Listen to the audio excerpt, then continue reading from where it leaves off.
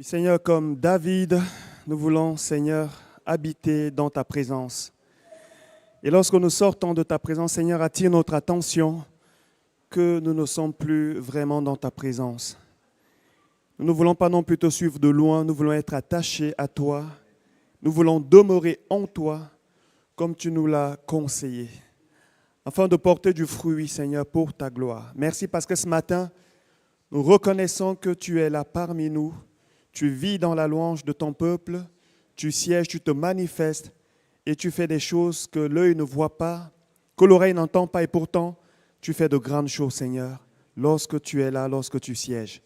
Et nous voulons te remercier, Seigneur, de ce privilège que tu nous fais, Seigneur, dimanche après dimanche, réunion après réunion, Seigneur, de nous approcher de toi.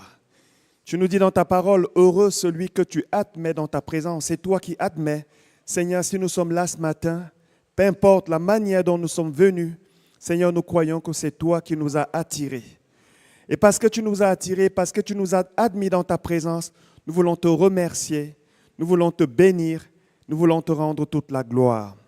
Seigneur, bénis ta parole ce matin.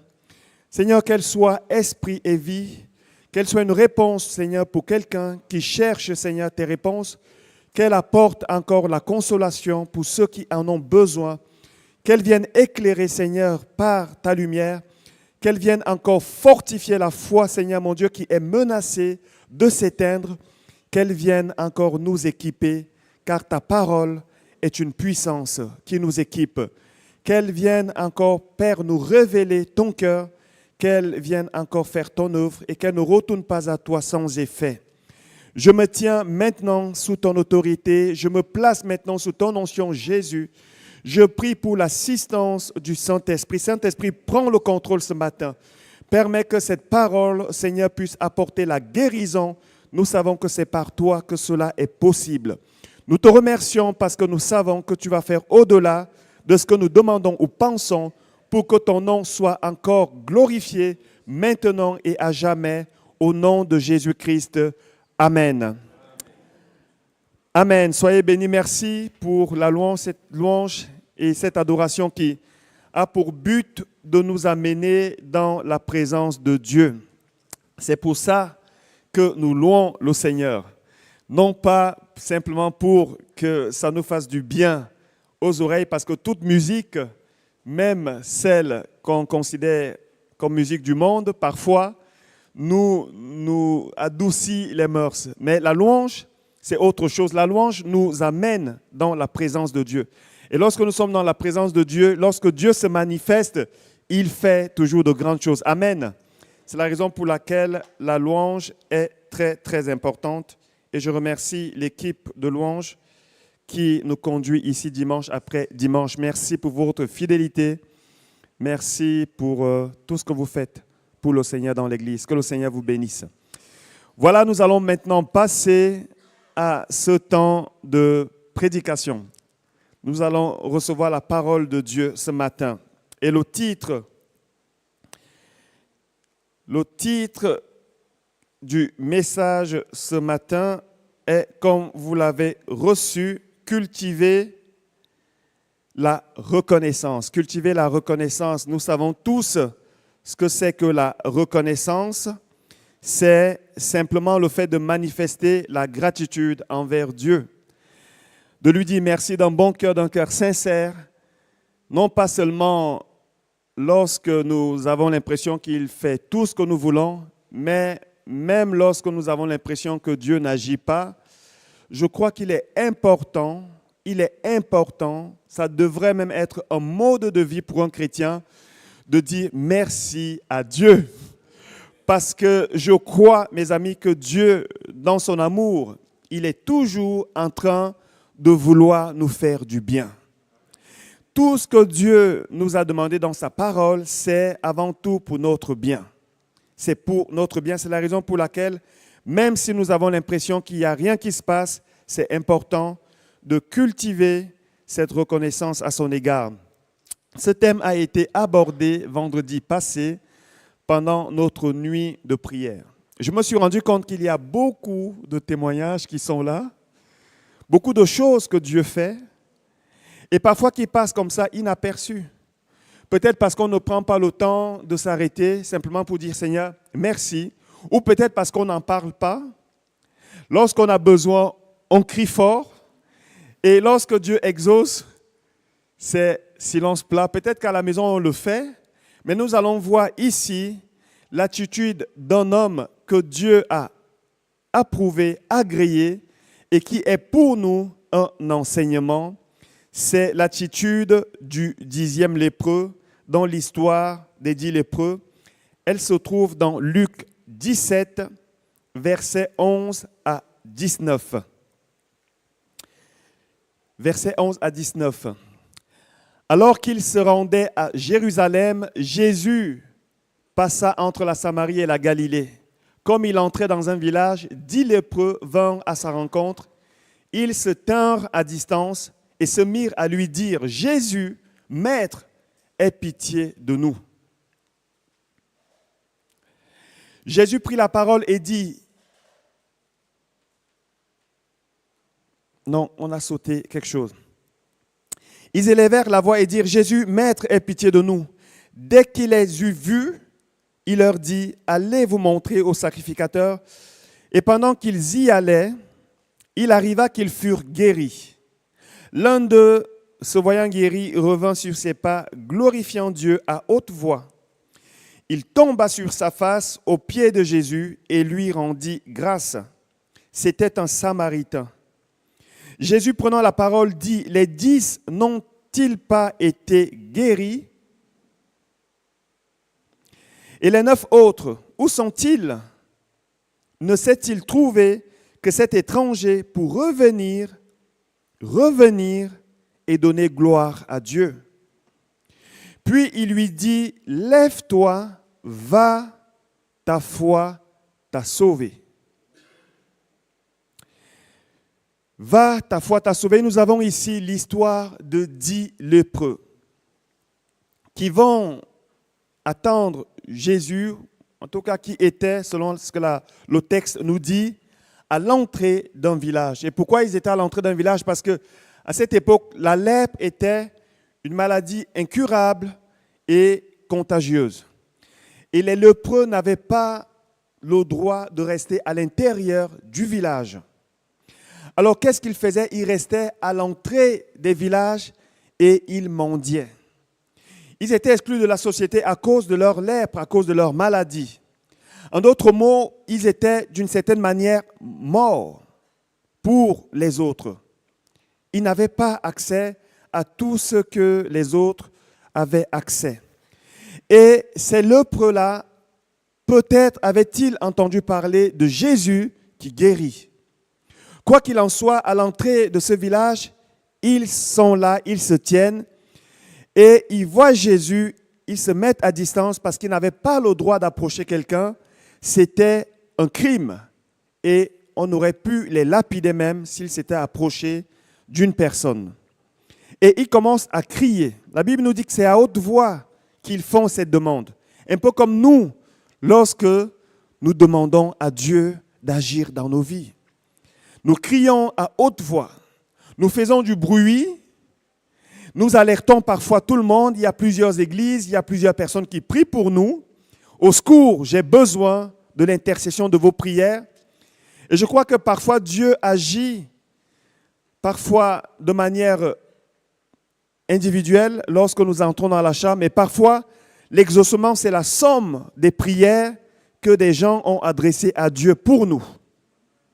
Et il est bon, lorsque nous arrivons à un stade comme ces lépreux où nous n'avons personne d'autre sur qui compter, de crier à Dieu et quelquefois de demander de la prière, de faire du bruit pour que au ciel, nos prières soient exaucées. Parce que nous ne savons pas toujours par où la grâce va passer. Ils font du bruit et Jésus, lorsqu'on fait du bruit, lorsqu'on crie à lui, lorsqu'on lui demande à l'aide, jamais Jésus ne reste indifférent. Amen.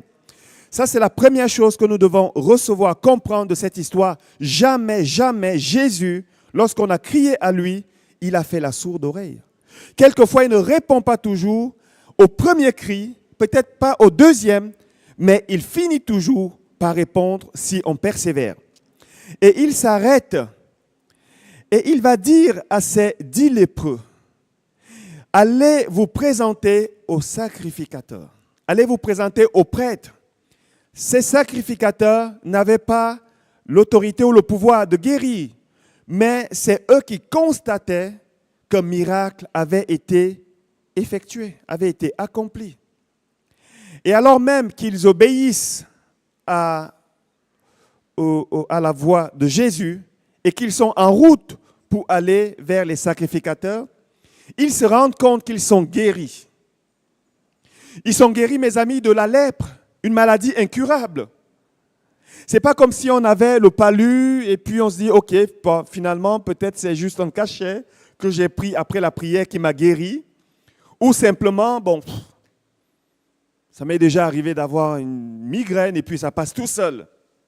Ce n'est pas comme s'ils avaient juste des maux de ventre et puis finalement, voilà, on va expulser ce corps étranger et puis tout va bien. Mes amis, ils avaient la lèpre. Ils avaient la lèpre, une maladie qui les rendait, qui les excluait de la société. Ils se rendent compte. Cependant, nous voyons que parmi les 10, il y a 9 qui, après avoir constaté cela, ne vont pas revenir vers le Seigneur.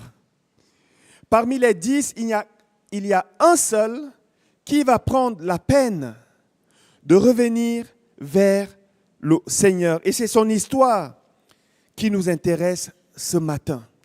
Les 9 autres, on ne sait pas pourquoi ils ne sont pas revenus, mais je crois que ce que Dieu veut nous inculquer ce matin, ce qu'il approuve selon ce que la Bible nous dit, c'est l'attitude du 10e lépreux.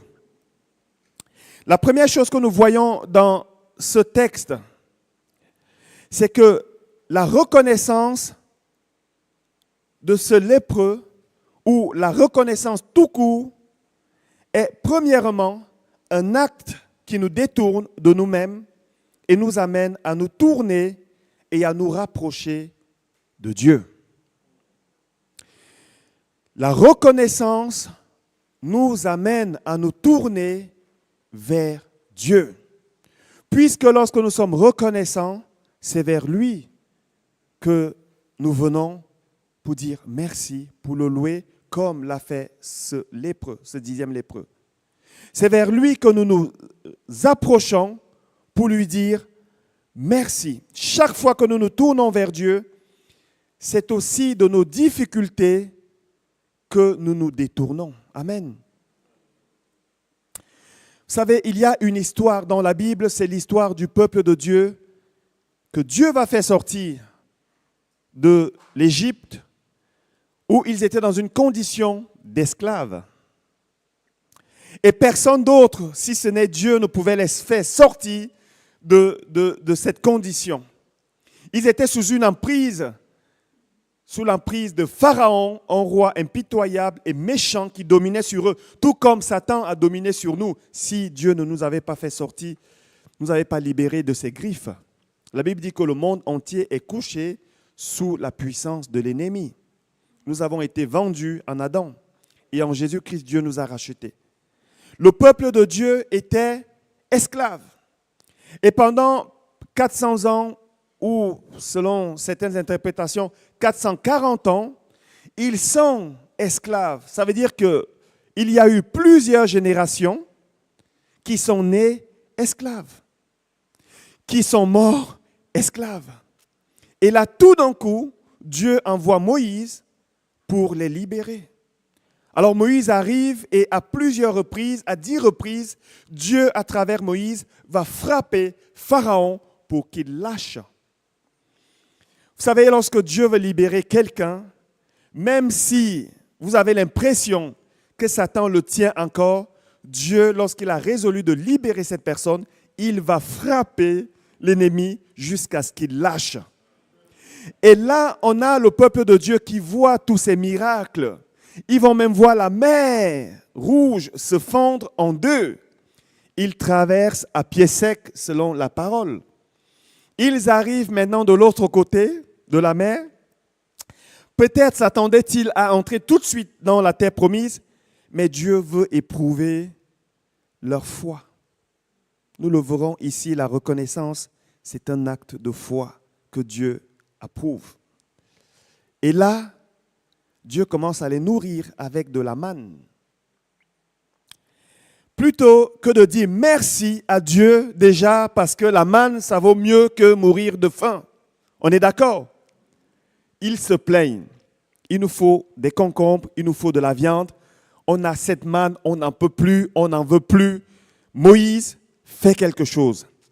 Vous savez, au lieu d'être reconnaissants déjà pour ce que Dieu leur a donné, leur regard est tourné vers les besoins qu'ils ont encore. Et quelquefois, en tant que chrétiens, nous pouvons avoir la même attitude, mes amis.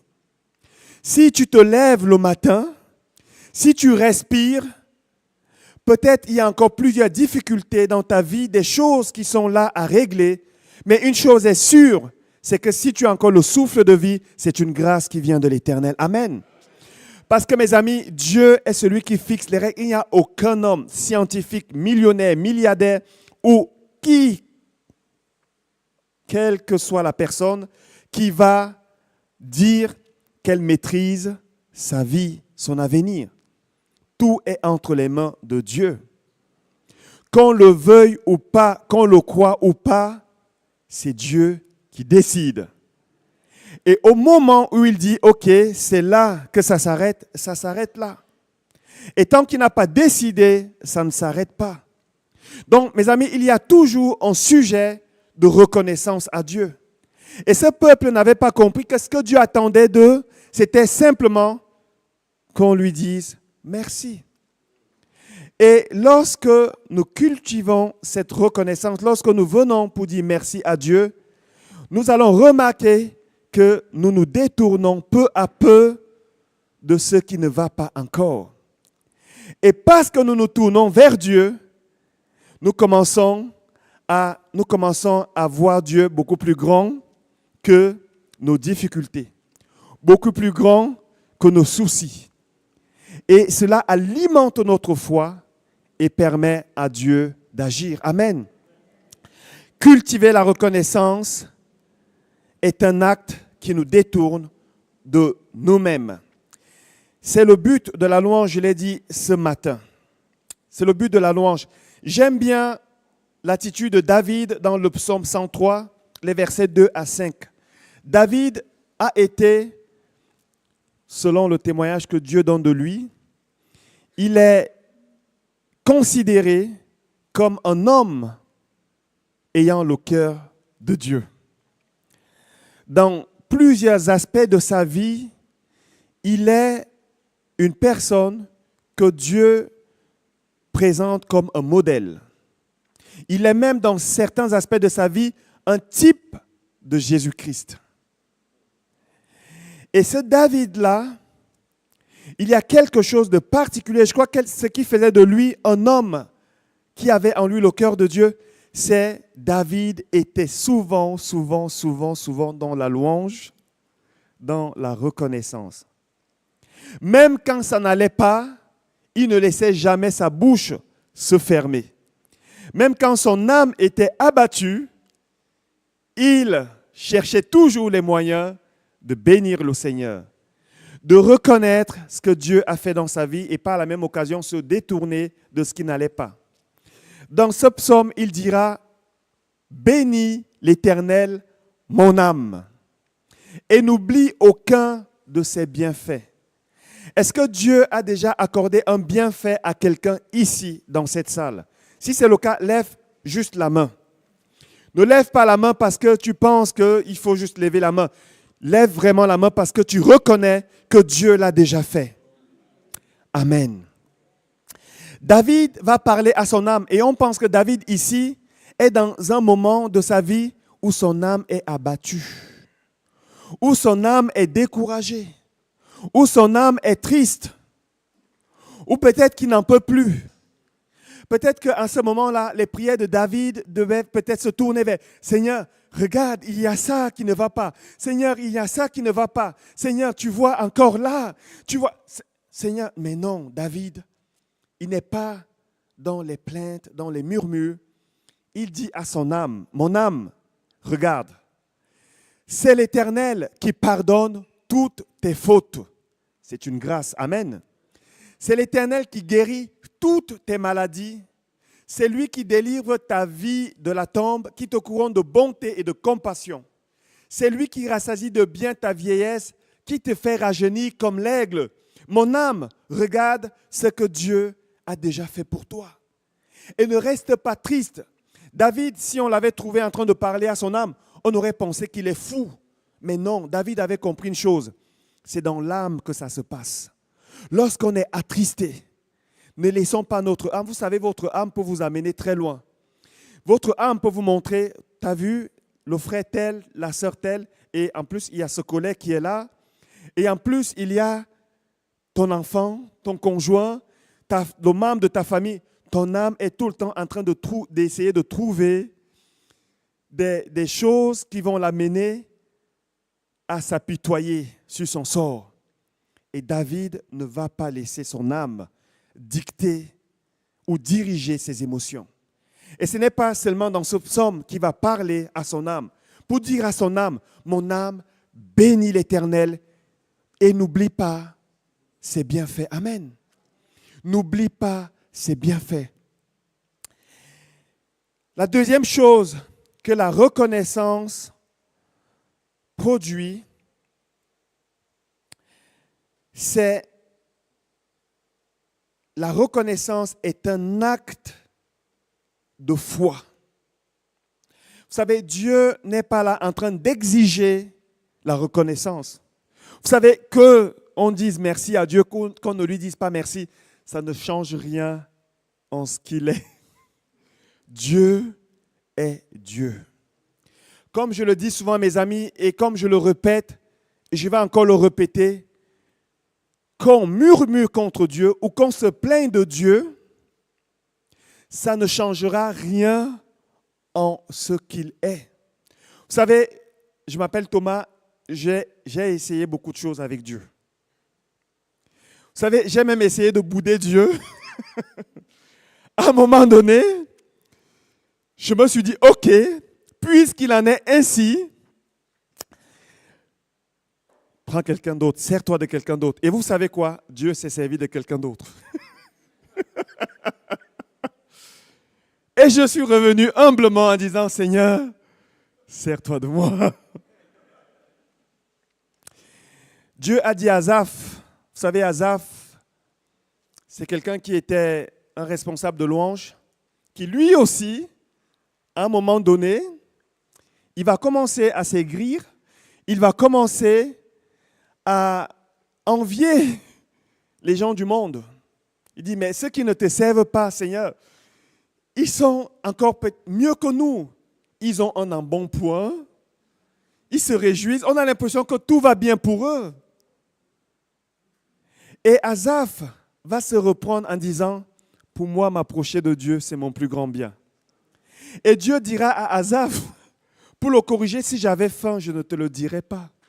Car tout a été créé par moi. Tout a été créé par lui. Vous savez, Dieu, lorsque nous cultivons la reconnaissance, c'est un acte de foi. Dieu n'exige pas, il ne commande pas l'adoration, il ne commande pas la gratitude. Mais ce qu'il aime dans la reconnaissance, dans l'attitude de reconnaissance, c'est que notre foi est manifestée. Et parce que Dieu tient à te bénir, parce que Dieu tient à te faire du bien, parce qu'il veut le faire, lorsque tu manifestes la reconnaissance, c'est quelque chose qui lui plaît parce que ça lui permet de passer par là pour te faire encore plus de bien. Amen. Ce 10e lépreux, je ne sais pas s'il le savait, mais lorsqu'il vient pour adorer Dieu, pour rendre grâce au Seigneur, pour bénir le Seigneur, il ne le savait pas, mais il est en train de manifester la foi qui lui permettra de recevoir encore plus de Dieu. Ce que les 9 autres n'avaient pas forcément reçu, en tout cas, pas à ce stade-là. Jésus lui dira, ta foi t'a sauvé. Lève-toi, va, ta foi t'a sauvé. Ta foi t'a sauvé. Parce que tu as manifesté la foi, parce que tu as manifesté la foi envers moi, tu obtiens maintenant le salut. Les autres ont reçu une partie de la bénédiction. Mes amis, Dieu a des bénédictions éternelles qui sont illimitées. Dieu peut vous bénir au-delà de tout ce que nous pouvons imaginer ou penser. Mais qu'est-ce que Dieu a fait avec les 9 autres? Avec les 10 plutôt, il leur a donné une partie de la bénédiction à laquelle ils s'attendaient. Il leur donne une partie. Et Jésus, vraisemblablement, était encore à l'endroit où ils étaient venus le rencontrer. C'est comme ça que le 10e lépreux a pu revenir sur ses pas et retrouver Jésus là où il était. Il leur donne une partie de bénédiction et à cause de l'attitude du 10e lépreux, qu'est-ce qu'il fait? Il donne encore davantage. Pourquoi? Parce que c'est lépreux dans la reconnaissance, dans la louange et l'adoration, il a manifesté la foi. Amen. J'aime bien l'attitude de Jésus qui nous enseigne également sur cette reconnaissance qui est une manifestation de la foi. C'est lorsque il va arriver devant la tombe de Lazare. Il arrive devant la tombe de Lazare, tout le monde est en train de crier, en train de pleurer, en train de se lamenter et en train de questionner Dieu. Si tu avais été ici, notre frère ne serait pas mort. En train de jeter la pierre sur Jésus, lui faire des reproches. Si tu as guéri les autres, pourquoi tu ne guéris pas Lazare? Vous savez, comme nous, quelquefois, nous le faisons, Seigneur. Pourquoi c'est seulement les autres qui doivent recevoir et pas moi? Et il arrive au milieu de tout ce chaos, cette tristesse. Il arrive et il se dirige vers le tombeau de Lazare. J'aime beaucoup l'attitude de Jésus. Avant même que Lazare ne sorte du tombeau, qu'est-ce qu'il va faire? Il va lever les mains. Il leva les yeux en haut, la Bible nous dit, et dit, Père, je te rends grâce de ce que tu m'as exaucé. Je te remercie de ce que tu m'as exaucé. Qui d'entre nous ici, avant même de recevoir, avant même de voir l'exaucement, est déjà en train de dire, Seigneur, merci parce que je crois que tu m'as exaucé. Vous savez, c'est une dimension de foi qui est élevée. Jésus a dit, ce que vous demandez, croyez que vous l'avez reçu et vous le verrez s'accomplir.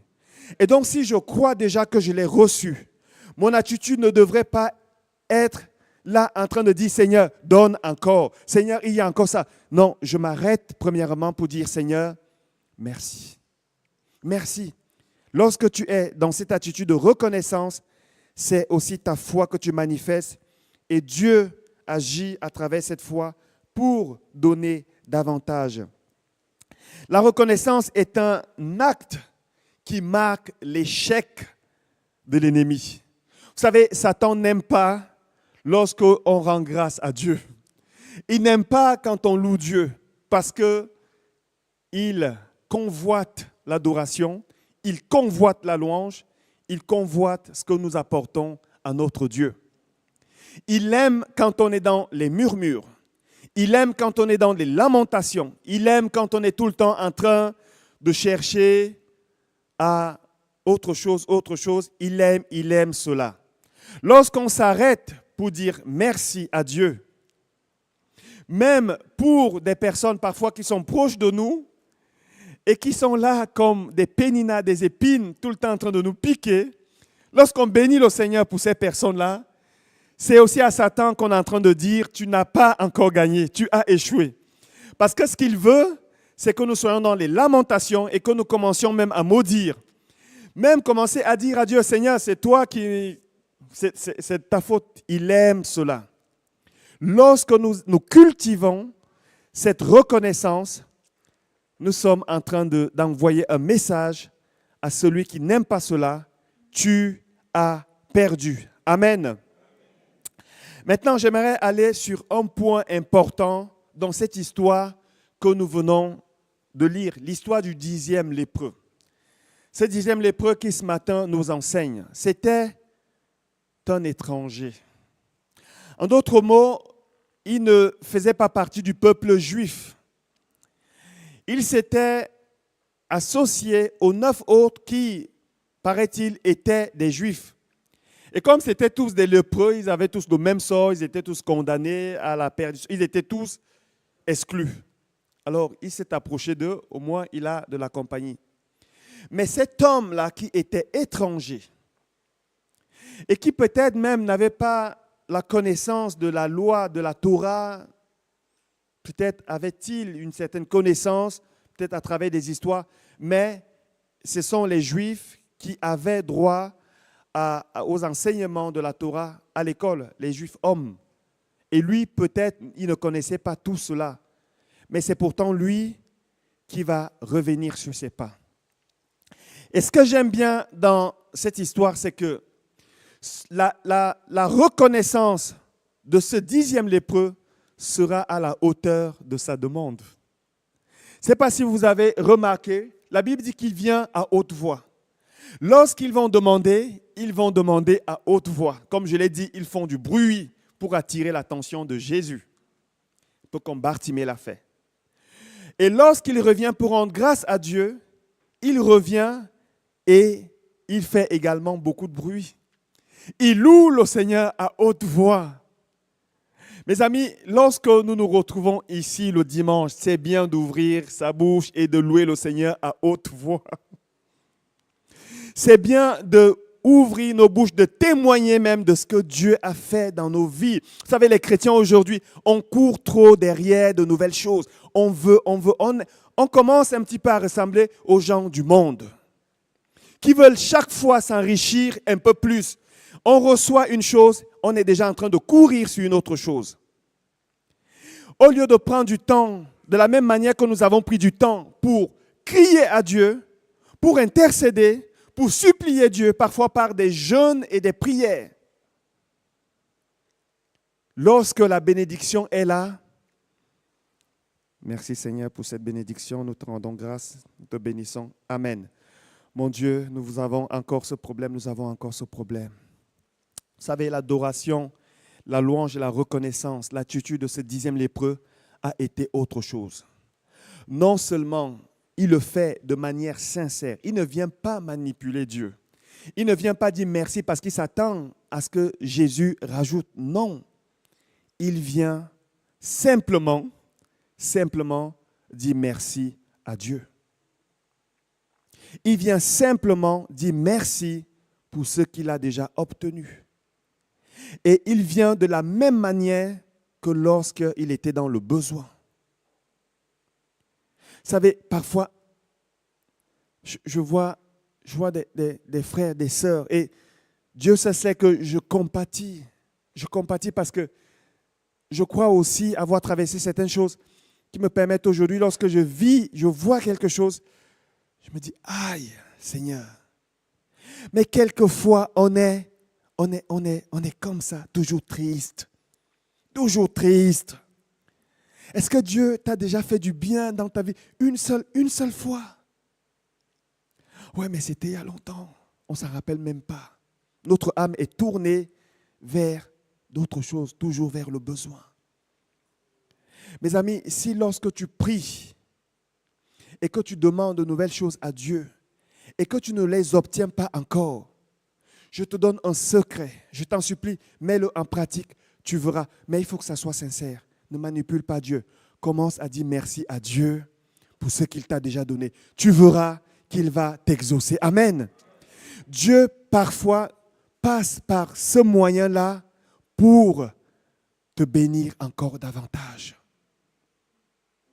Pour te bénir encore davantage. Si tu as un problème dans ton cercle d'amis, au lieu de commencer, si tu vois que Dieu n'agit, commence à dire, Seigneur, je te remercie déjà pour ça, pour ça, pour ça, pour ça. C'est un acte de foi, de confiance envers Dieu. Ce 10e lépreux-là, sa reconnaissance sera à la dimension de sa demande. Je vais appeler le groupe de louanges à me rejoindre et je vais aller vers ma conclusion en disant ceci. À la lumière de ce que nous venons de lire, de ce que nous venons de voir, Jésus a permis que ces textes soient écrits et que nous puissions les lire aujourd'hui pour notre instruction. En réalité, Dieu est en train de nous parler ce matin. Amen. C'est la parole de Dieu pour nous aujourd'hui. C'est la parole de Dieu pour nous aujourd'hui. Cultiver la reconnaissance, c'est quelque chose qui plaît à Dieu. 1 Thessaloniciens 5, 18 dit « Rendez grâce en toutes choses ». Est-ce qu'on peut le lire ensemble, s'il vous plaît? Rendez grâce en toutes choses. On va l'afficher. Rendez grâce en toutes choses, car c'est à votre égard la volonté de Dieu en Jésus-Christ. Rendez grâce en toutes choses. Ce n'est pas facile en toutes circonstances de rendre grâce. Nous avons chanté ce matin l'histoire de Job, les paroles de Job. Les paroles de Job. Lorsque Dieu permet à Satan de le toucher et d'enlever tout ce que Job avait, Job dira, l'Éternel a donné, l'Éternel a repris. Que le nom de l'Éternel soit béni. Il va bénir le nom de l'Éternel alors qu'il a perdu tous ses enfants. Il va rendre grâce à Dieu. Il va cultiver la reconnaissance. Satan va pousser encore un peu plus loin la persécution.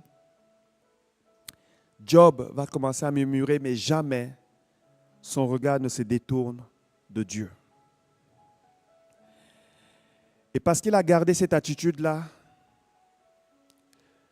Dieu lui a redonné au double de tout ce que Satan lui avait pris. Tout ce que Satan lui avait pris, Dieu lui a donné au double. En réalité, lorsque Satan était en train d'enlever les choses à Job, Dieu était là en train de regarder Satan en disant, « Vas-y, ce qu'il a là, c'est déjà ancien et c'est trop peu. Débarrasse, comme ça, ça me fera la place pour donner encore au double. » Amen. Vous savez, lorsque Satan est là en train d'enlever, il enlève ici, il enlève là, et que vous demeurez dans cette attitude-là, vous permettez à Dieu, lorsque Satan aura enlevé, de venir rajouter au double. Et pourquoi est-ce que Dieu a permis que ça soit écrit? C'est pour que ça nous serve d'instruction.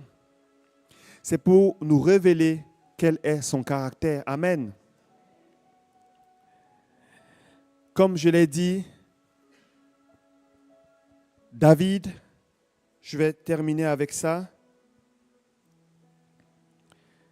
dira dans le psaume 34, 2, « Je bénirai l'Éternel en tout temps, sa louange sera toujours dans ma bouche. » Je bénirai l'Éternel en tout temps, sa louange sera toujours dans ma bouche. On a compris ce verset comme je vais toujours chanter les louanges de l'Éternel. Je bénirai l'Éternel en tout temps et sa louange sera toujours dans ma bouche. Comment bénir l'Éternel en tout temps? C'est continuer simplement à faire ce qu'il te demande de faire. Amen. C'est continuer à le servir. C'est continuer simplement à l'honorer comme il s'attend à ce que tu l'honores en esprit et en vérité. Et c'est continuer également à le louer. À le louer. Je bénirai l'Éternel en tout temps. Sa louange sera toujours dans ma bouche. Mes amis, c'est ce que nous allons faire maintenant. Nous allons simplement nous lever. Peut-être y a-t-il quelque chose dans ta vie que Dieu a fait de bien. Peut-être y a-t-il quelque chose que Dieu t'a montré alors que nous étions en train de prêcher, alors que la parole était en train de sortir. Nous allons simplement le bénir. Nous allons le remercier.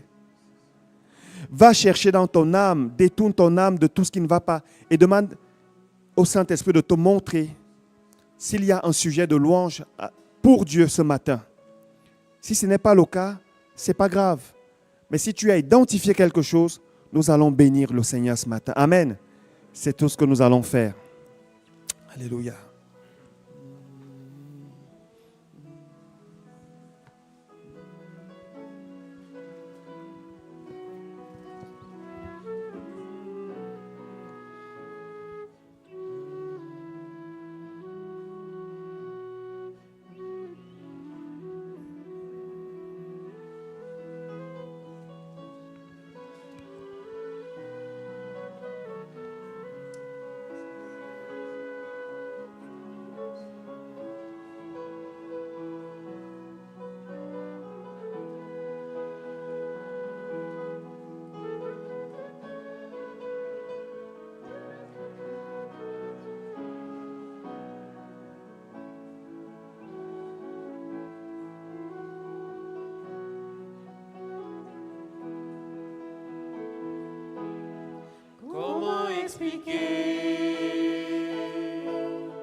Et comment décrire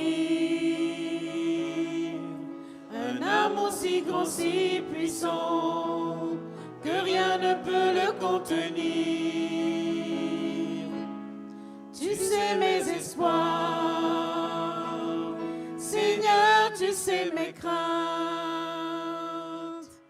et mes mots sont bien trop petits pour dire tout l'amour que j'ai pour toi. Alors entends mon cœur, mon esprit qui te loue, entends le chant d'amour d'un enfant racheté. Je prendrai mes faibles mots pour te dire quel Dieu merveilleux tu es, mais je ne pourrai pas te dire combien je t'aime. Alors entends mon cœur. Si tout comme la pluie, les mots pouvaient couler, et si j'avais l'éternité, je ne pourrais pas l'exprimer. Mais dans les battements de mon cœur, tu entendras toujours. Merci pour la vie, pour la vérité et pour le chemin. Alors entends mon cœur, oh, mon esprit qui te loue. Entends le chant d'amour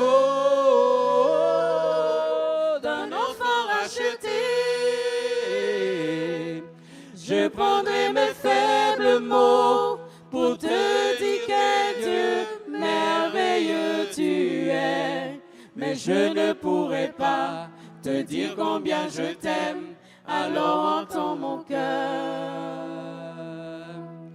Tu sais nos espoirs, Seigneur, tu sais nos craintes,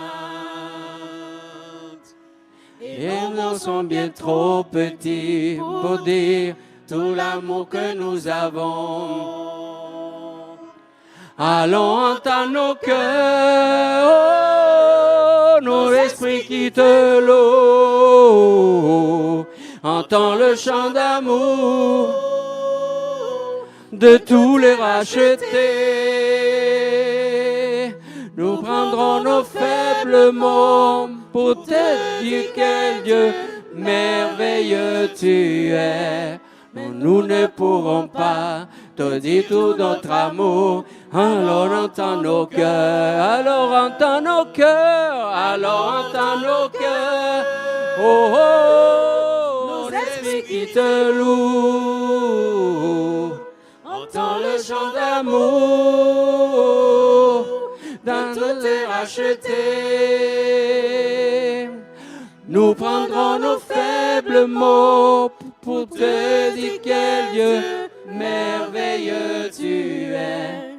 Mais nous ne pourrons pas te dire tout notre amour, alors entends nos cœurs.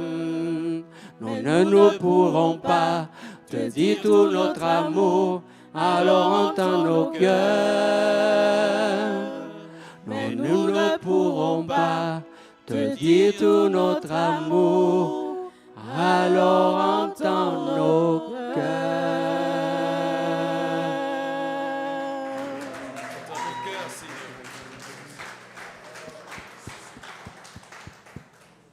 Seigneur, nous voulons te dire merci. Merci parce que nous étions tous, comme c'est dit, lépreux, exclus du royaume des cieux. Nous ne pouvons pas y entrer. Nous étions un peu comme aux portes, mais nous ne pouvions pas entrer, car c'est toi la porte. Tu as eu pitié de nous, Seigneur, et un jour tu as entendu le cri d'une personne qui peut-être avait intercédé pour nous. Tu nous as sauvés, Seigneur. Et par ton précieux sang, tu nous as rendus présentables et acceptables devant Dieu. Seigneur, nous sommes là aujourd'hui pour te dire merci. Merci parce qu'il n'y a pas de plus grande bénédiction que la vie éternelle. Il n'y a pas de plus grande grâce que celle-là. Seigneur, donne-nous d'être dans la joie du salut. Donne-nous, Seigneur, de cultiver la reconnaissance à ton égard. Oh Seigneur, lorsque nos âmes commencent à murmurer, Seigneur, plus que, Seigneur mon Dieu, notre foi, Seigneur, rends-nous attentifs, attire notre attention et ramène-nous, Seigneur, dans cette attitude qui te plaît tant, parce qu'elle manifeste la foi et la confiance en toi. Ta parole nous dit qu'un chien vivant vaut mieux qu'un lion qui est mort. Et nous croyons qu'aussi longtemps que nous sommes encore en vie, tu n'en as pas fini avec nous. Il y a toujours de l'espoir. Tu peux toujours renverser les circonstances. Mais nous savons aussi à quel point tu attends de nous une attitude de foi. Et dans la reconnaissance, nous croyons que c'est la foi qui est aussi manifestée. Merci, Père éternel, pour tout ce que tu es en train de faire, Seigneur, dans nos vies et pour ce que tu vas encore faire. Que ton nom seul soit béni. Au nom de Jésus. Amen.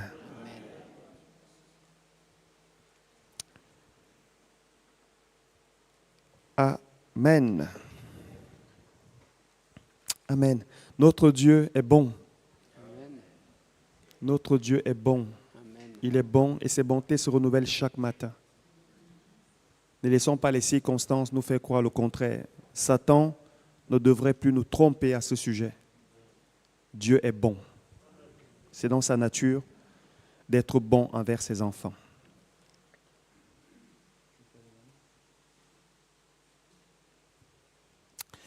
Voilà, nous allons passer maintenant aux annonces. Nous allons passer aux annonces maintenant. Et c'est Jessica qui va apporter les annonces. Merci. Alors, on va passer aux annonces avec le mercredi soir.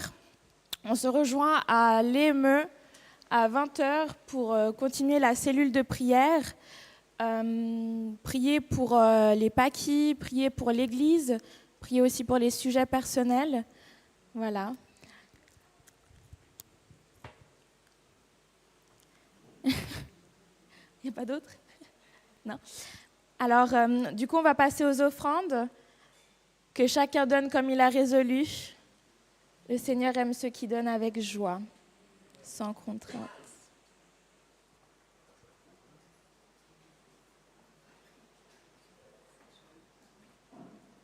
Je m'excuse, je crois qu'il y a des annonces qui n'ont pas été affichées.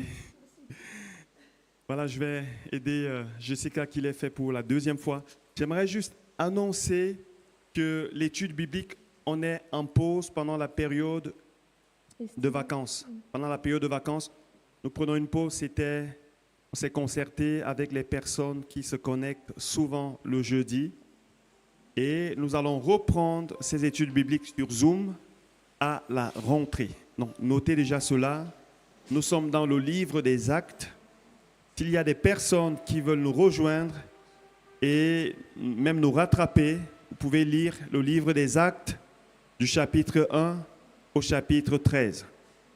Vous lisez comme ça, nous allons commencer ensemble le chapitre 14. Mais j'encourage quand même l'Église à demeurer dans la parole de Dieu. Amen. Amen. L'étude biblique, c'est un temps de partage, un temps d'échange où nous étudions ensemble, mais chaque chrétien devrait lire la parole de Dieu tous les jours, parce que de la même manière que nous mangeons tous les jours et que nous avons besoin d'être nourris tous les jours physiquement, nous avons besoin de la parole de Dieu tous les jours. C'est ça qui fait de nous des hommes forts spirituellement.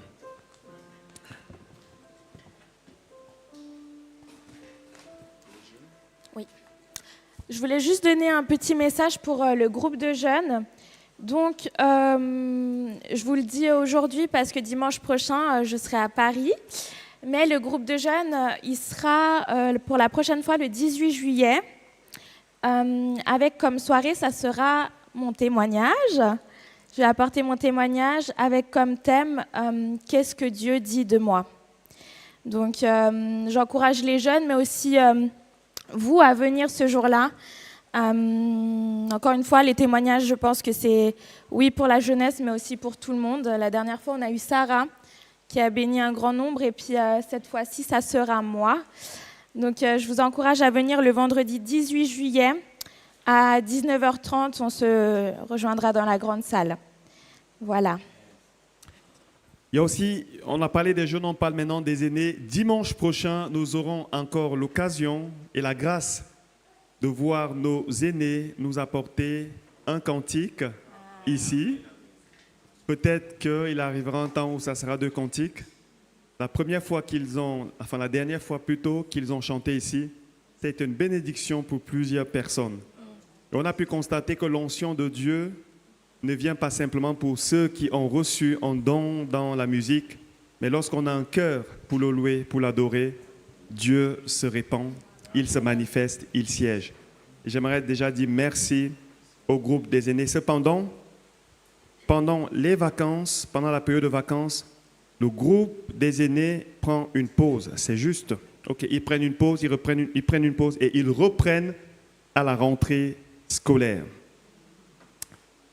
J'aimerais dire merci à Marie-Claire encore qui fait beaucoup de choses dans l'église, qui est son mari Michel qui n'est pas là, mais merci aux deux parce qu'ils ont organisé un pique-nique hier et je pense qu'il y aura encore d'autres occasions pendant cet été.